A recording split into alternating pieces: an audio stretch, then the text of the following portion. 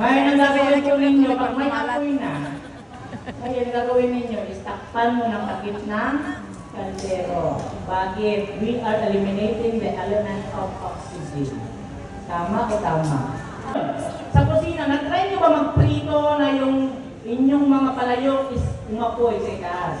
Anong gagawin? Lagyan ng tubig para kumalat. Huwag niyong gagawin. Ngayon ang gagawin ko ninyo, pag may apoy na, ngayon ang gagawin ninyo, is takpan mo ng takip ng kaldero. Bakit? We are eliminating the element of oxygen. Tama o tama?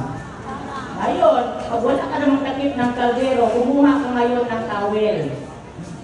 Towel na mas malaki doon sa palayok mo.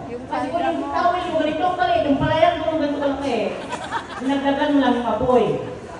Dapat mas malaki yung towel kaysa doon sa palayok, and then basain mo. Huwag mo nang pigain, hindi tayo naglalaba. Huwag mo nang pigain. Saka takpan mo. Ang tawag po natin doon is blanketing. Nag-export natin, ma'am and sir. Yeah. Sir, pwede mo palang takip ng kaldero, bakit hindi yung nagamitin yung pamatay ng sunog? Imagine, third floor, magdala ka ng takip ng kaldero, ganyan mo.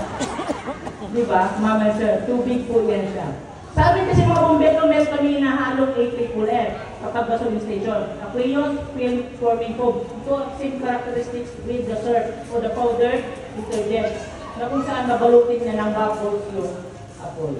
Yung pong inahalo namin. Pero mahal lang siya. So we do not recommend na hindi talaga yun.